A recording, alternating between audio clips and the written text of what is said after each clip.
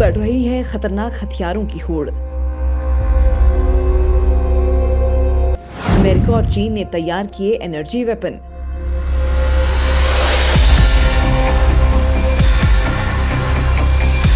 मिसाइलों को भी नाकाम कर सकते हैं एनर्जी वेपन।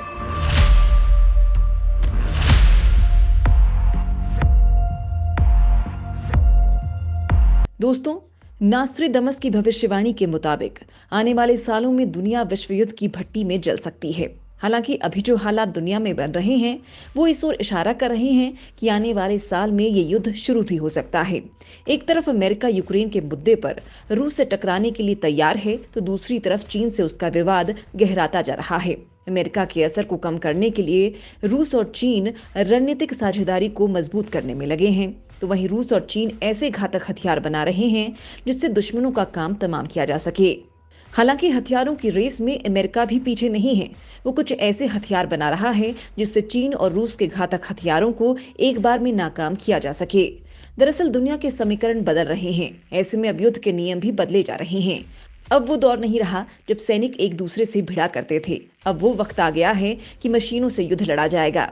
दुनिया भर के देश जिस तरह के हथियार विकसित कर रहे हैं उसको देखकर तो यही लगता है। चीन, अमेरिका और रूस हाइपरसोनिक मिसाइलें बना रहे हैं, तो रूस S-500 का निर्माण करके इन सुपरसोनिक मिसाइलों को नाकाम करने की तैयारी कर रहा है। दरअसल बदलते समय के साथ अब हथियार भी हाईटेक हो चुके हैं। अब उन हथियारों पर काम हो रहा है जो दुश्मन के हथियारों को नाकाम कर सके। इसके लिए सहारा लिया जा रहा है एनर्जी का। दरअसल रूस के साथ ही अमेरिका का विवाद चीन से चल रहा है।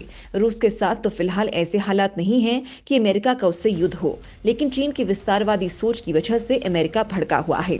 जिस तरह से दोनों देशों का तनाव साउथ चाइना सी को लेकर चल रहा है, उसे देखकर लगता है कि जल्द ही ये तनाव जंग में बदल सकता है। चीन ने भी अपनी तैयारी पुख्ता कर रखी है। चीन के लगातार किए जा रहे मिसाइल परीक्षणों के बाद अमेरिका ने भी खुद को और मजबूत करने की तैयारियां शुरू कर दी हैं। अमेरिका एक तरह का घातक लेजर हथियार बना रहा है जिससे हवा में ही बैलिस्टिक मिसाइल और ड्रोन को खत्म किया जा सकेगा। अमेरिकी सेना ने इस 300 किलोवाट के सॉलिड लेजर हथियार को बनाने की जिम्मेदारी बोइंग और जनरल एटॉमिक्स इलेक्ट्रोमैग्नेटिक सिस्टम्स को दी है। हथियार का नाम distributed gun high energy laser weapon system है। इसमें GAEMS की लेजर तकनीक और बाइंग के सटीक टारगेट करने वाले ट्रैकिंग टूल और सॉफ्टवेयर लगे होंगे। माना जा रहा है कि अमेरिकी नौसेना अरब सागर के नजदीक अदन की खाड़ी में high energy laser weapon system का टेस्ट कर रही है। दोस्तों, आज के इस वीडियो में मैं आप लोगों को अमेरिका के इसी खतरनाक हथियार के बारे में बताने वाली हूँ। इसके साथ ही मैं आप लोगों को बताऊंगी कि आखिर अमेरिका के अलावा और कौन कौन से देश इस तरह के हथियार बना रहे हैं। दोस्तों, आप लोगों को जानकर हैरानी होगी कि इस तरह का हथियार बनाने की रेस में भारत भी पीछे नहीं है। भारत के इस हथियार तकनीक के बारे में मैं आप लोगों को बताऊंगी, लेकिन सबसे पहले बात करेंगे अमेरिका के इस हथियार टेस्ट की। तो दोस्तों, वीडियो को बिना स्किप किए इसे पूरा देखिएगा, तभी आप लोग जान पाएंगे कि ये हथियार कितना घातक साबित हो सकता है। अमेरिका ने बनाया घातक हथियारों का पापा। अदन की खाड़ी में अमेरिका ने किया हथियार का टेस्ट। घातक मिसाइलों को मिनटों पर कर देगा बर्बाद।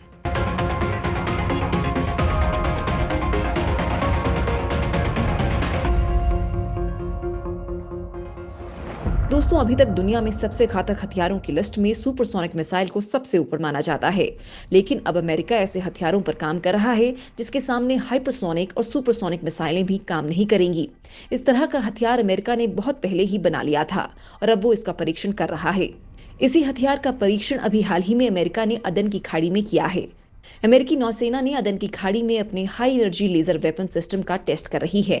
ये सिस्टम इतना खतरनाक है कि दुश्मनों की मिसाइल, जहाज, ड्रोन और शिप को काफी दूर से तबाह कर सकता है।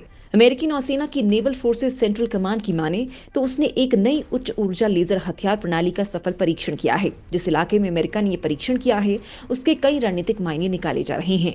दरअसल अमेरिकी नौसेना 1960 के बाद से ही ऊर्जा हथियार विकसित कर रही है। 2 साल पहले भी अमेरिकी नौसेना ने एक हाई एनर्जी लेजर हथियार का सफलतापूर्वक परीक्षण किया था। यह परीक्षण प्रशांत महासागर में एक जंगी जहाज पर किया गया था। अमेरिका की नेवी ने इस परीक्षण के फोटो और वीडियो भी जारी किए थे। इस वीडियो में दिख रहा था कि वॉरशिप के डेक से एक तेज लेजर बीम निकल रही है। वीडियो के मुताबिक इस लेजर बीम के सामने आने वाला ड्रोन जलने लगा था। तब अमेरिकी नौसेना ने कहा था कि लेजर हथियार ड्रोन या हथियारों वाली छोटी नौकाओं के खिलाफ भी काम आ सकता है। अमेरिका ने जो हथियार विकसित किया है इसकी मदद से किसी ड्रोन विमान को पलक झपकते ही मार गिराया जा सकता है। अमेरिका के इस नए हथियार से उसकी मारक क्षमता कई गुना बढ़ गई है। आमतौर पर ये हथियार कई तरह के फाइबर लेजर पर आधारित होते हैं और बाद में एक बीम से किरणें निकलती हैं और दुश्मन खाक हो जाता है। इस नए लेजर वेपन में कई शीशे लगाए गए हैं जो आपस में जुड़े हुए हैं, जो इसकी ताकत को बढ़ाते हैं। अमेरिकी नौसेना ने पहली बार लॉन्च नाम का लेजर वेपन साल 2014 में बनाया था। तैयार होने के बाद अमेरिका ने इसे यूएसएस पेंस पर तैनात किया था। उस समय इस हथियार की क्षमता 30 किलोवाट थी, जबकि ज्यादातर सेनाओं के लेजर हथियार 30 से लेकर 100 किलोवाट तक के होते हैं। ये नया लेजर हथियार अमेरिकी सेना के उस प्रोजेक्ट का हिस्सा है जिसके जरिए आकाश से आने वाले खतरों से निपटने के लिए रक्षात्मक लेजर हथियार बनाया जाना है। पिछले साल अमेरिकी सेना ने एक 10 किलोवाट के लेजर को मात देने वाली मोर्टार गोली का प्रदर्शन किया था। विशेषज्ञों का कहना है कि इतने शक्तिशाली लेजर हथियार की मदद से बड़े लक्ष्यों और तेजी से कई लक्ष्यों को तबाह किया जा सकता है। इस तरह के ताकतवर लेजर वेपन से आने वाले समय में बैलिस्टिक मिसाइलों, क्रूज मिसाइलों, ड्रोन फाइटर जेट और हेलीकॉप्टर का खात्मा किया जा सकेगा।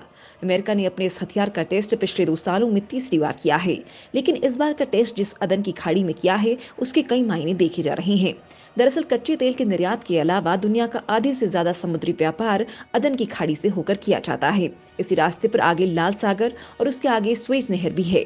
इस नहर से हर दिन सैकड़ों कार्गो शिप अफ्रीका का चक्कर लगाए बिना एशिया से यूरोपीय देश और अमेरिका की ओर जाते हैं। ऐसे में अगर अमेरिका इस रास्ते पर नियंत्रण हासिल कर लेता है तो चीन में तेल का अकाल पड़ सकता है। वहीं ईरान और रूस भी महत्वपूर्ण रणनीतिक स्थान पर अमेरिका के हावी होने से एशिया में अपना प्रभाव खो सकते हैं। अमेरिका ने शायद इसी वजह से अपने इस खतरनाक हथियार के टेस्ट के चुना होगा। अब सवाल ये उठता है कि क्या इस तरह के हथियार और भी देशों के पास हैं? तो इसका जवाब है हाँ। अमेरिका के अलावा इस तरह का एनर्जी वेपन चीन के पास भी है और आप लोगों को जानकर हैरानी होगी कि भारत भी इसी तरह के हथियार बनाने पर काम कर रहा है। दोस्तों, आगे इस वीडियो में आपको बताने वाली हूँ कि आखिर इस तरह के हथियार बनाने के लिए भारत क्या कर रहा है। भारत भी बना रहा है डायरेक्ट एनर्जी वेपन। चीन की मिसाइलों को हवा में राख करेगा लेजर हथियार। भारत की लेजर टेक्नोलॉजी से पाकिस्तान का निकला पसीना।